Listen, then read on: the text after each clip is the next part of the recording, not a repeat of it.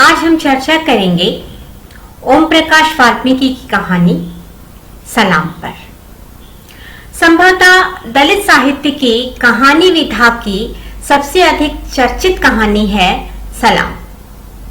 जहां कहीं भी दलित साहित्य की कहानी विधा पर विस्तार से चर्चा हुई है, वहां सलाम का जिक्र संभवतः अवश्य हुआ है।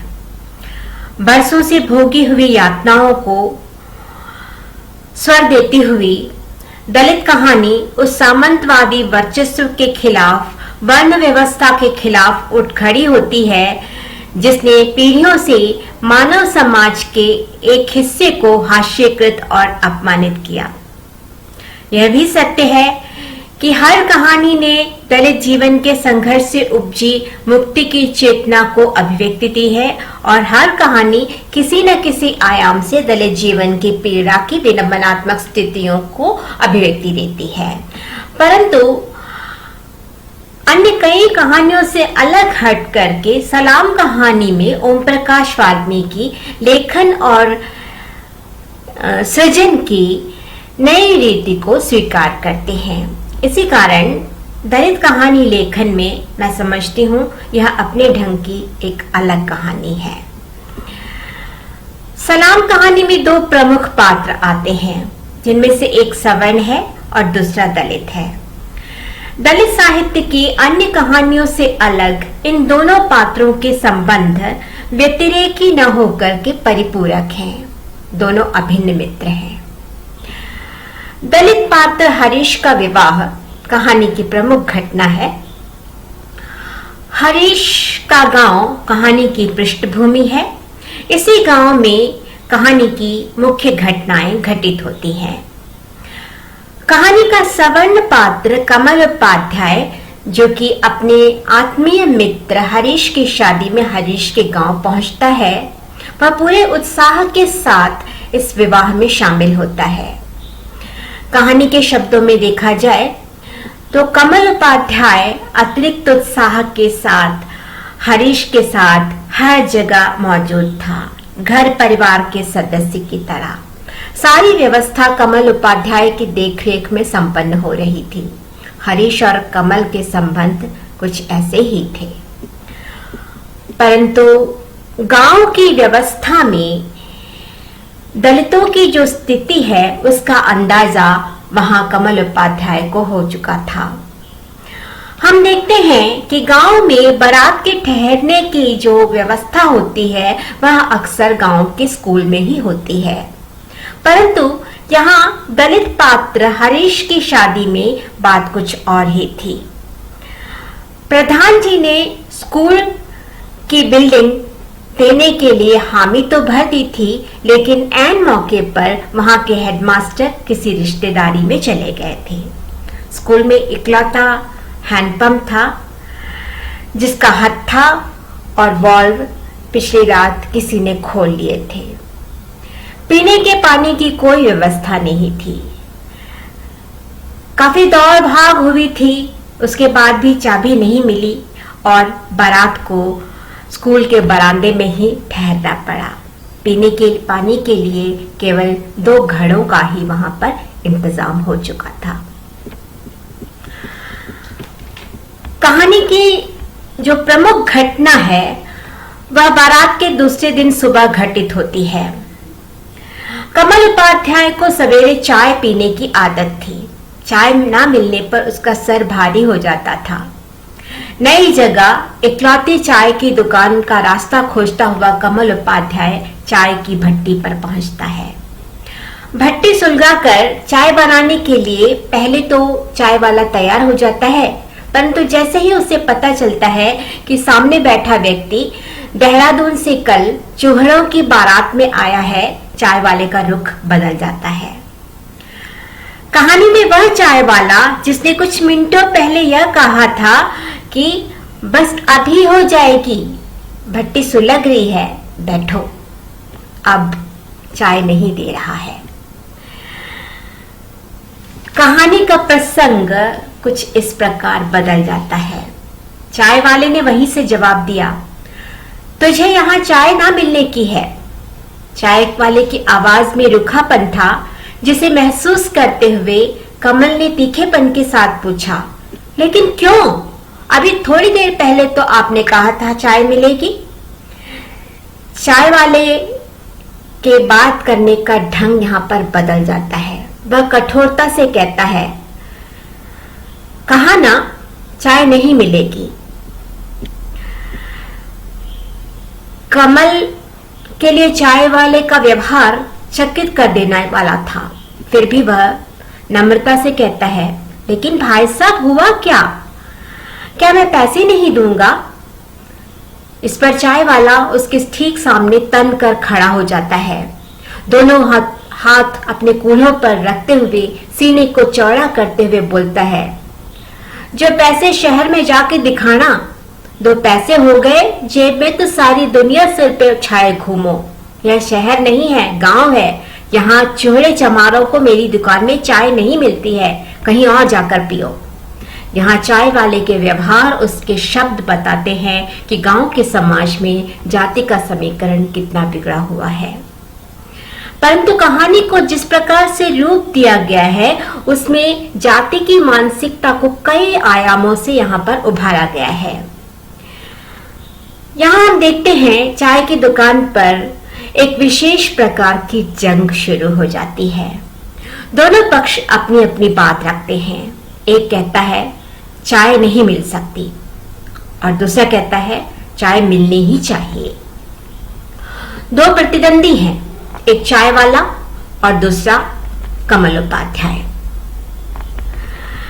यहां हम देखते हैं कि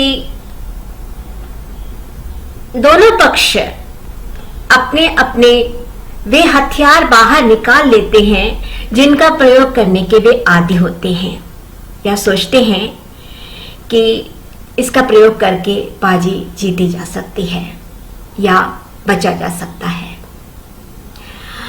यूं तो कहानी में कमल उपाध्याय एक सकारात्मक पात्र के रूप में उपस्थित है। यहाँ हम देखते हैं कि प्रगतिशील चिंतन के तमाम उपक्रमों के बावजूद कमल उपाध्याय की मानसिकता में भी जाति का वह अंश निगूढ़ रूप से कहीं दबा हुआ है। मित्रता या मानवता के प्रति कमल उपाध्याय की ईमानदारी पर बिना प्रश्न चिन्ह लगाए ही कहानी इस ओर भी इशारा कर देती है कि ब्राह्मणत्व कमल उपाध्याय के भीतर भी कहीं उपस्थित है। और उन परिस्थितियों में जब संकट स्वयं उसके ऊपर आता है तो वह भी उसे उसी तरह बाहर निकाल लेता है जैसे कोई योद्धा अपना सबसे सशक्त अस्त्र बाहर निकाल रहा हो। कहानी के इस हिस्से में लड़ाई उस चाय वाले से है जिसने कमल उपाध्याय को दलित समझकर चाय देने से इनकार कर दिया। हर बाजी को निश्चित होकर के जीत लेने या हर प्रतिद्वंदी को आसानी से परास्त कर देने का आखिरी दांव समाज में उच्च जाति का ही होता है। यहाँ कमल उपाध्याय का आंखें तरेर करके यह कहना कि मैं ब्राह्मण हूँ, यह उस मानसिकता की ओर इशारा करता है जिसका वह स्वयं भी आदी रहा है। जीत जाने या पराजित होने से बचने का मार्ग ब्राह्मण के रूप में उसकी पहचान है। इस पहचान के नकली घोषित कर दिए जाने के साथ ही हम देखते हैं कि कमल उपाध्याय यहाँ कुछ भी नहीं है। उस समाज में जहां जाति का ऊंच नीच भाव संकल्पना का एक अभिन्न अंग है, वहां हर ब्राह्मण की तरह या हर उच्च जाति की तरह, हर उच्च जाति के व्यक्ति की तरह मैं उपाध्याय हूं का भाव कमल उपाध्याय में भी आत्मविश्वास का संचार करता है। इस बात को यहाँ इनकार नहीं किया जा सकता, क्योंकि इसी के बल पर वह भारतीय समाज में निश्चिंत घूमता है। ठीक उसी प्रकार की स्थिति है जैसे व्यक्ति के पास अपना पहचान पत्र है तो वह निश्चिंत रह सकता है। निश्चिंत घूमते हुए पर एक विशेष परिस्थिति में उसका यह प्रमाण पत्र या पहचान पत्र जाली घोषित कर दिया जाए तो वह संकटग्रस्त हो सकता है, उसका आत्मविश्वास चूक सकता है। इस अवस्था में कमल उपाध्याय जिस बात को महसूस कर रहा है उसे कहानीकार के ही शब्दों में देखिए। कमल को लगा उसके चारों ओर अपमान का घना बियाबान जंगल उग आया है। उसका रोम रोम कांपने लगा। उसने आसपास खड़े लोगों पर निगाह डाली। हिंसक शिकारी तेज नाखूनों से उस पर हमला करने की तैयारी में थे। अब हम देखते हैं कि यहीं पर कहानी अपने संरचनात्मक वैशिष्ट्य का परिचय देती है। यह कहानी में समय का वह पल है जहां एक सवर्ण व्यक्ति दलित की पीड़ा को स्वयं अपने संदर्भ में महसूस करता है। वह उसका अपना अनुभव बनता है। इस घटना से पहले भी अभिन्न मित्र हरीश और उसके समाज की पीड़ा को कमल उपाध्याय ने देखा था और जाना था। दलित समाज के प्रति कमल उपाध्याय को पूरी हमदर्दी भी थी, परंतु हम देखते हैं कि कमल उपाध्याय इन परिस्थितियों में सहानुभूति, केवल सहानुभूति की सीमा से बाहर नहीं निकल पाया था। चाय की दुकान पर कमल उपाध्याय द्वारा व्यतीत समय उसके समस्त जीवन के समय का एक बहुत छोटा हिस्सा है। समय के खास हिस्से में एक बहुत ही छोटे अंतराल में कमल उपाध्याय स्वयं दलित है। जब दलित के प्रति होने वाला अप्रोच सहानुभूति का रहता है तब स्थिति इससे भिन्न होती है। अप्रोच जब सहानुभूति का रहता है तब इस समय विशेष से बचकर भाग निकला जा सकता है अथवा खुद को विथड्रॉ कर लिया जा सकता है, और अक्सर होता भी यही है। परंतु कहानी के इस विशेष समय में कमल उपाध्याय के लिए यह संभव नहीं है। दलित की पीड़ा और दम घोट देने वाले व्यवहार को भोग लेना उसके लिए अर्थात एक सवर्ण पात्र के लिए यहाँ पर अनिवार्य हो जाता है। गांव पहुंच करके हरीश द्वारा और उसके साथ के लोगों द्वारा भोगे जाने वाले कष्टों को कमल उपाध्याय ने देखा था और उसको साथ में महसूस भी किया था, लेकिन यह महसूस करना चाय वाले की दुकान पर होने वाली घटना को महसूस करने से भिन्न था। यहाँ हम देखते हैं कि कमल उपाध्याय और हरीश जो कि इसमें एक ही समय से होकर के गुजर रहे हैं और समय के इस अंतराल में संकट, अपमान, असुविधा की जो स्थितियां हैं उनसे हरीश चाहकर भी बच नहीं सकता है। यहाँ पर कमल उपाध्याय हरीश का मित्र है, इसलिए वह इन परिस्थितियों में उसके साथ भी है, लेकिन सच्चाई यह है कि कमल उपाध्याय के पास विकल्प है। वह चाहे तो इन परिस्थितियों से अलग हट सकता है और अगर चाहे तो रह भी सकता है, परंतु हरीश के पास कोई विकल्प नहीं है। अपनी जाति और उसके माध्यम से आ पहुंचने वाली अपमानजनक स्थितियों को हर हालत में झेलना हरीश के लिए एक अनिवार्यता है जो उत्साह को ठंडा कर देती है, जो उस उत्साह को ठंडा कर देती है जो हरीश नामक व्यक्ति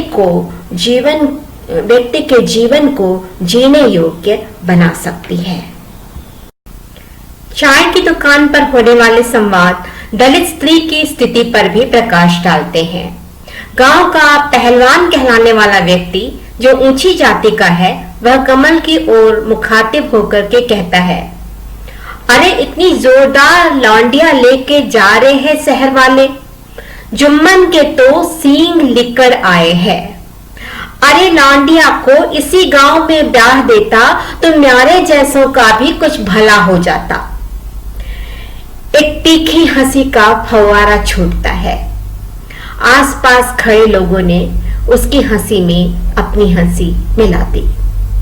स्त्री को भी संपत्ति या सांस्कृतिक चिन्ह के रूप में देखने की जो परंपरा या मानसिकता पितृसत्तात्मक समाजों में रूपायित होती रही है, उसमें एक समाज अपने आप को बलवान घोषित करने के लिए अथवा वर्चस्व साबित करके दिखाने के लिए दूसरे समाज की स्त्री का अपमान करता है, यौन शोषण करता है। इस शोषण में वासना पूर्ति की कुत्सित भावना ही नहीं होती है, वरन दूसरे समाज के गौरव आत्मसम्मान को रौंद करके अपने को बलशाली साबित करने की एक अहंकार पूर्ण भावना भी विद्यमान रहती है। कहानी में इस संदर्भ में वार्तालाप के दौरान चंद वाक्यों में ही इस सत्य को उकेरा गया है, परंतु कहानी के ये वाक्य संवेदना की जमीन पर गिर करके इस तरह फैल जाते हैं कि सदियों के इतिहास और वर्तमान को भी अपने में समेट लेते हैं। उच्च जातियां संस्कारों की दुहाई देती हैं, परंतु वास्तविकता का पर्दाफाश इस संदर्भ में यहाँ होता हुआ दिखाई देता है। कहानी में दो प्रसंग परस्पर आमने सामने आकर के खड़े होते हैं और एक तीखे व्यंग्य का निर्माण करते हैं। कमल उपाध्याय की माँ निम्न जाति में पैदा हुए हरीश के साथ उसकी दोस्ती के संदर्भ में उसका सशक्त विरोध करती है और उस पर बरस पड़ती है। अनंतर उसे समझाती है, बेटे इनके संस्कार गलत हैं, ये छोटे लोग हैं, इनके साथ बैठने से बुरे विचार मन में पैदा होते हैं। एक ओर तो दलितों के संस्कार को गलत बताने वाली सोच है और दूसरी ओर अपने ही गांव में पली बढ़ी एक लड़की की यौनिकता को लेकर छीटाकशी करने वाला और उसमें आनंद लेने वाला सवर्ण समाज है। कहानी अनायास ही पाठक के मन में यह प्रश्न चिन्ह उपस्थित कर देती है कि आखिर असभ्य कौन है, वास्तव में किसके संस्कार हैं जो गलत हैं। इस प्रश्न चिन्ह को अचंभे के साथ अपनी संवेदना में कमल उपाध्याय भी महसूस करता है। वह प्रश्न करता है, आप लोग अपने ही गांव की लड़की के लिए ऐसी बातें कर रहे हैं, क्या वह आपके गांव की बेटी नहीं है? कमल उपाध्याय को पहली बार अनुभव के स्तर पर महसूस होता है कि दलित किस प्रकार की पीड़ा का और यातना का अनुभव सदियों से कर रहे हैं। चाय की दुकान से खदेड़ा गया कमल उपाध्याय भागता है और महसूस करता है कि उसके सीने में एक प्रकार का ज्वार उठ रहा है, उसकी सांस फूल रही है और वह महसूस करता है कि उसका पोर पोर लावे की तरह जल रहा है। यह अनुभव ब्राह्मण कमल उपाध्याय के लिए एक दिन का अनुभव हो सकता है या कुछ पलों का अनुभव हो सकता है, परंतु एक व्यक्ति जो दलित समाज में पैदा हुआ है, दलित समाज में बढ़ा है, वह इसे जीवन भर भोगता है। यह ज्वार उस दलित व्यक्ति के सीने में जाने कितनी बार उठ चुका होगा, कितनी बार उसने अपने पोर पोर को लावे की तरह जलता हुआ महसूस किया होगा। दलित के इस त्रासदी को एक सवर्ण पात्र की त्रासदी के रूप में ढालकर ओम प्रकाश वाल्मीकि प्रस्तुत करते हैं और यही इस कहानी की विशेषता है। कहानी की अगली घटना सलाम पर जाने को लेकर है। सलाम एक रस्म है जिसमें लड़की के गांव में दलित दूल्हा और दुल्हन शादी के बाद सवर्णों जमींदारों के घर में सलाम करने के लिए जाते हैं। इस समय सवर्णों से उन्हें कुछ वस्तुएं प्राप्त होती हैं, जैसे बर्तन, कपड़े, पैसे आदि भी, जिन्हें एकत्रित करके वे घर वापस आ जाते हैं। कहानी में हम देखते हैं कि गांव के नियम कायदे के अनुसार हरीश को भी सलाम के लिए जाना है, विदाई से पहले ही जाना है। कहानी के अनुसार यह एक रस्म थी जिसे न जाने कितनी सदियों से निभाया जा रहा था। इस प्रकार की रस्में जब आती हैं तो इनके संदर्भ में ये कहा जाता है कि ये रस्में आत्मविश्वास को तोड़ने वाली होती हैं। रस्में इस प्रकार बनाई जाती हैं कि इनमें दलित समाज का भला हो रहा है, ऐसा प्रतीत होता है। परंतु इन रस्मों के मूल में जो मानसिकता होती है वह दलित समाज के आत्मसम्मान और उसके आत्मविश्वास को निरंतर तोड़ते रहने की होती है। परंतु अब दलित जीवन की परिस्थितियों में शिक्षा के माध्यम से बहुत अंतर आ चुका है और इस चेतना के आधार पर ही वे इस रस्म से विमुख होते हैं और उन्हें वे पहचानते हैं। और शिक्षा के माध्यम से दलित समाज जिस चेतना का समावेश हुआ है उसे कहानी में देखा जा सकता है। हरीश स्पष्ट तौर पर कह देता है, मुझे ना ऐसे कपड़े चाहिए और ना ही बर्तन, मैं अपरिचितों के दरवाजे पर सलाम करने नहीं जाऊंगा। पूर्वजों द्वारा निभाते निभाते जो प्रक्रिया रस्म बन गई है, नई पीढ़ी अब उसके पीछे की साजिश को पहचानने लगी है और पूरे साहस के साथ इस बात पर अड़ जाती है कि रस्में तोड़ी जानी चाहिए। और हम देखते हैं इस संदर्भ में हरीश का यह कथन कहानी में प्रमुख है, आप चाहे जो समझें, इस रिवाज को मैं आत्मविश्वास को तोड़ने की साजिश मानता हूँ। गांव में हलचल मचाने वाली खबर है ये कि जुम्मन का जवाई जो है वह सलाम पर जाने से मना कर रहा है। अब कुछ स्वीकार करने की जगह यहाँ कुछ लेने से इनकार किया जा रहा है। सवर्ण समाज को यह इनकार तीखा चुभ रहा है। यहाँ सवर्ण एक दाता बनता है और दलित स्वीकार करता। सलाम की रस्म में सवर्ण हमेशा दाता है और दलित स्वीकार करने वाला व्यक्ति है। स्वीकार करता बन जाने का जो बोध है वह दलित के आत्मसम्मान को कभी भी ऊपर उठने नहीं देता है और दाता के रूप में सवर्ण सदा वर्चस्व के भाव को पोसता रहता है। इसी कारण स्वीकार करने अर्थात लेने से मना करना संभवतः दाता की हत्या करने के बराबर है, उसके वर्चस्व को समाप्त करना है। इसे हम यहाँ पर देख सकते हैं। सिंहासन हिल जाने वाले भय से बौखलाहट और चिंता गांव के उच्च जाति के लोगों में पैदा हो जाती है। बल्लू रांधड़ हालात को देख करके जुम्मन के घर जाता है। वह कहता है, जुम्मन, तेरा जवाई अब तक सलाम पर क्यों नहीं आया? अरे तेरी बेटे का ब्याह है तो हमारा भी कुछ हक बनता है। जो नेक दस्तूर होता है वो तो निभाना ही पड़ेगा। इस पर जब मनाही होती है, जब मना किया जाता है तो उस मनाही पर तेज गुस्सा भी वह यह कहकर अभिव्यक्त करता है कि कौवा कभी भी हंस न बने है। कहानी का अंत होता है लेने वाला बनने से इनकार करते हुए सलाम की रस्म हरीश द्वारा तोड़ी जाती है।